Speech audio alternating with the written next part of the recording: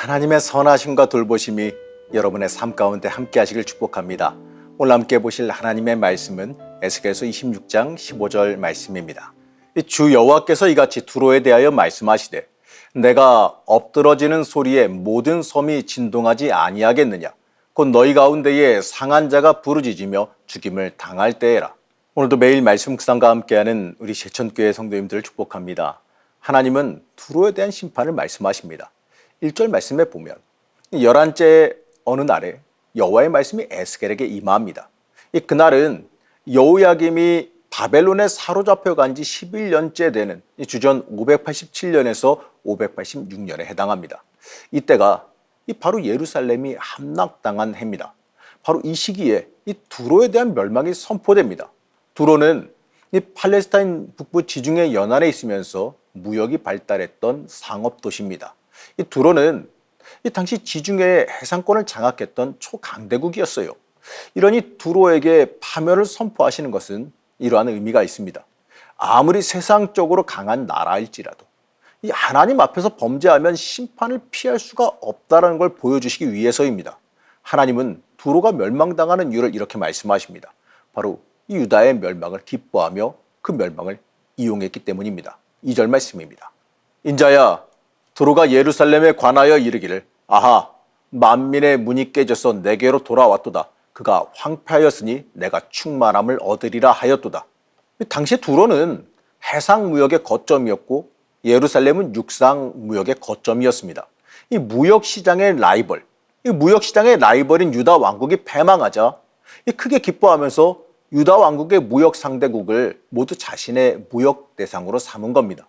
이렇게 이웃의 고통을 외면하고 이웃의 고통과 몰락을 자기의 성장 기회로 삼는 악한 사람은 하나님의 심판을 피할 수가 없습니다. 하나님의 위대하심과 이 주관자 되심 앞에 이 세상 그 어떤 것이라도 엎드릴 수밖에 없음을 잊지 말아야 됩니다. 이제 하나님은 이 두로에게 임할 심판을 말씀합니다. 하나님은 이 심판의 도구인 바벨론 이 느부갓네살 왕을 통해 이 철저히 파괴하시겠다고 말씀합니다. 그 군대에 의해서 그 바벨론 군대에 의해서 처절하게 파괴되고 더 이상 그 땅은 경제적 가치가 없어질 것이다 이렇게 말씀합니다. 3절에서 5절 말씀 보시겠습니다. 그러므로 주 여호와께서 이같이 말씀하셨느니라. 두로야, 내가 너를 대적하여 바다가 그 파도를 굽이치게 함같이 여러 민족들이 와서 너를 치게 하리니 그들이 두로의 성벽을 무너뜨리며 그 망대를 헐 것이요 나도 티끌을 그 위에서 쓸어버려 맨 바위가 되게 하며 바다 가운데 금을 치는 곳이 되게 하리니 내가 말하였음이라. 주 여호와의 말씀이니라. 그가 이방의 노략거리가 될 것이요. 간단하게 말하면 말이죠. 하나님께서 친히 개입해서 징벌하시겠다는 말씀입니다. 이 파도가 몰려오듯이 이 군사들이 두로로 몰려가고 성벽을 부수고 티끌을 쓸어버릴 정도로 철저히 심판하시겠다고 말씀합니다. 그리고 금을 치는 곳이 되게 한다고 하는데 해상 무역을 장악하던 두로가 어부들이 그물이나 치고 말리는 곳으로 전락해 버릴 것이다 이렇게 말씀합니다. 이 예언은 실제로 이 주전 573년에 바벨론의 느부갓네살이 침공해서 두로를 초토화시켰습니다. 이 주전 332년에 헬라의 알렉산더가 두로를 침공해서 다시 한번 또 초토화시켰어요. 그리고 주 1124년에 이 십자군이 이 두로를 섬을 침공해서 완전히 멸망시켜서 사람이 살지 못하는 곳으로 변해버리고 말았습니다. 이러한 이 역사적인 사실을 통해서 볼 때 하나님께서 역사의 주인이시란 그 사실과 이 세상을 통치하시는 분이라는 사실을 확실히 알게 됩니다. 당시 지중해 해상권을 장악하던 그 두로의 멸망은 하나님을 부인하고 온갖 죄악을 일삼던 주변 나라들에게 충격을 주는 겁니다.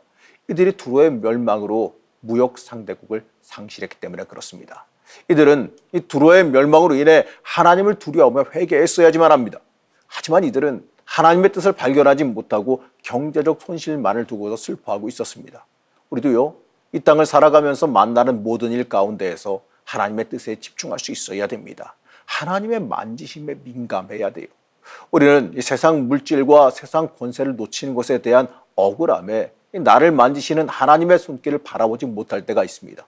나를 살리기 위해 내가 잘못된 곳에서 돌이키게 하시기 위해 우리를 만지실 때 그 손길을 깨닫고 빨리 회개하며 하나님 품으로 돌아오는 지혜가 우리에게 있어야 됩니다.